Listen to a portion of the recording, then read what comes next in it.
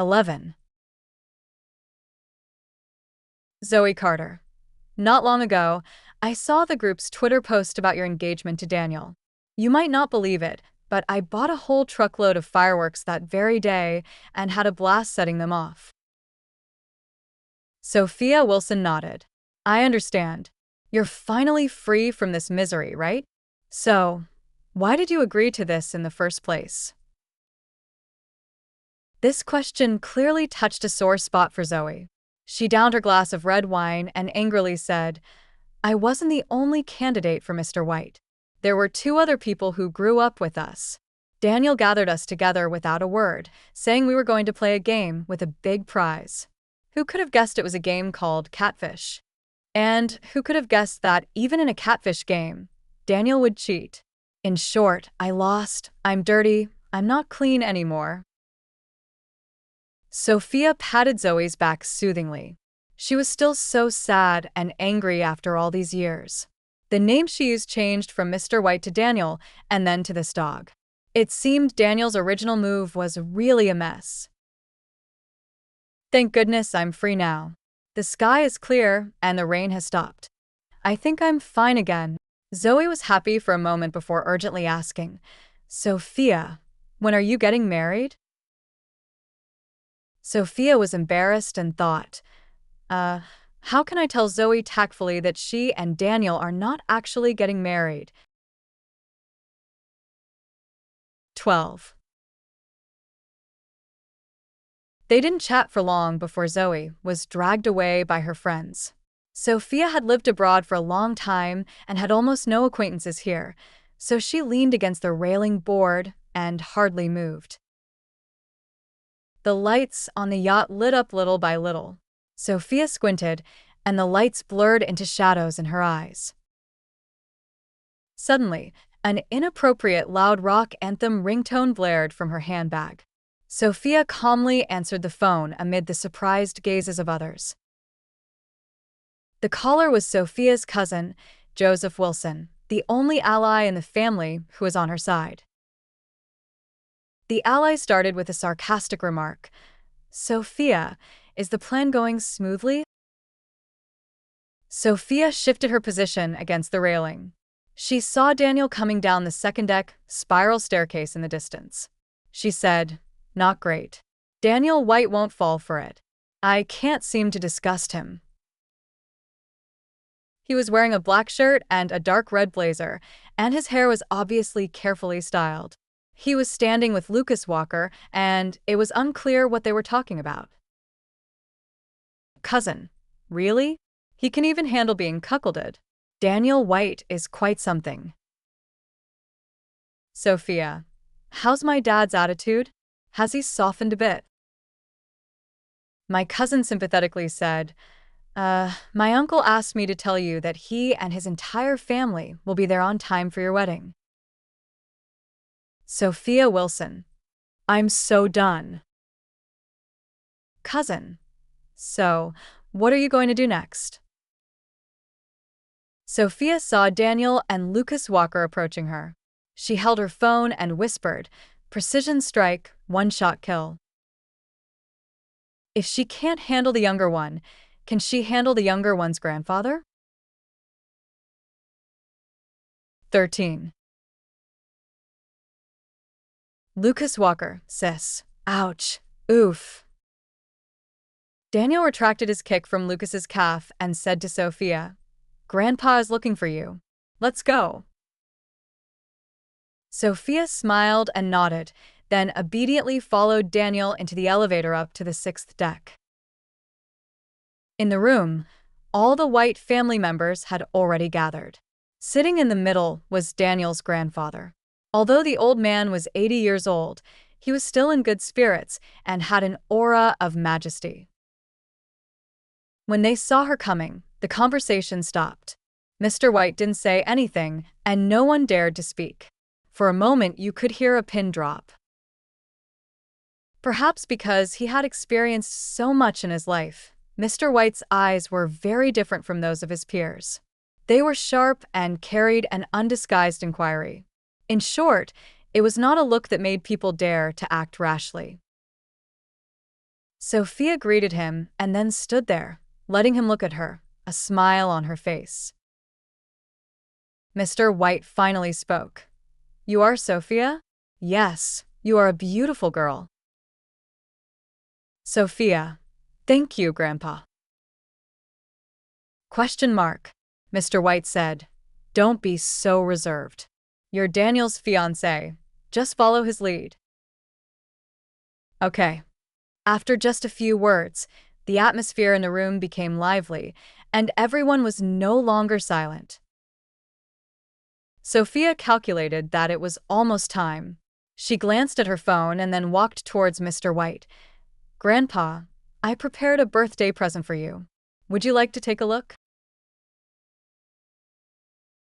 14. When the two mahogany boxes were brought in and opened, the room fell silent again, but this time the silence was somewhat eerie.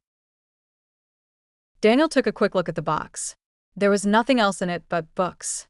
They were neatly stacked in piles, with colorful covers of cheesy romance novels, the kind that used to cost a few dollars a copy from the drugstore spinner rack. The billionaire's captive bride, the CEO's runaway wife, the brooding billionaire and his quirky assistant, etc., etc., successfully dazzled everyone's eyes. Daniel looked at Sophia beside him. Her eyes were bright, and her face was filled with pride and joy that she tried hard to hide. He listened as Sophia broke the silence. "Grandpa, you know I grew up abroad. Whenever I missed home, it was these books that gave me strength. They've accompanied me through lonely nights, and they've been my spiritual nourishment on the road of life. A few days ago, Daniel told me your birthday was coming up. I thought about it, but I couldn't figure out what gift would accurately express my respect for you. So I decided to give you the spiritual treasures that have been with me for over 20 years. Don't worry, I absolutely haven't made any notes in them. They're all still brand new." Everyone were in silence. Silence. Deep silence. Sophia was very satisfied with the current atmosphere. She couldn't help but chant inwardly, "Hurry up and throw the book in my face. Hurry up and dissolve this superficial marriage.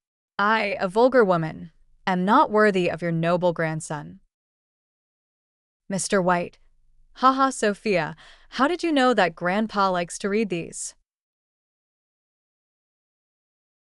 15. Sophia Wilson said nothing but shocked. Daniel brought the stunned Sophia out onto the deck. A cold breeze blew, and Sophia shivered, feeling somewhat bewildered. Things seemed to be going a bit too far. Daniel waited until her eyes focused before speaking. "Did you know? Grandpa likes to browse an app called Quora." Sophia looked confused. "So?" Daniel crossed his arms and smiled slightly.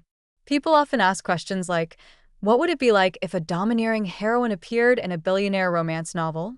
Or, what would you do if you were the rival second lead in a romance novel?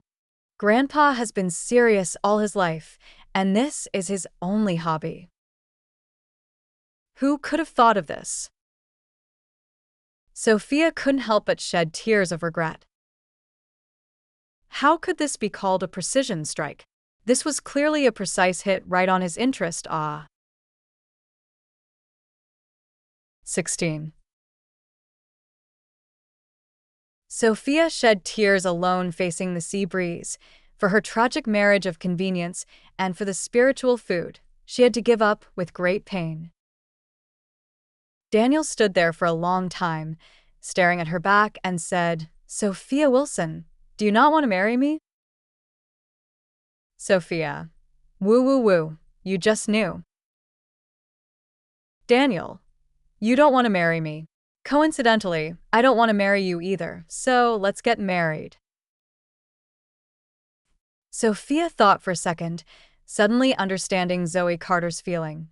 "You're planning to use me to get out of this permanently?" "Zoe Carter told you everything," Daniel sneered, his hands in his pockets.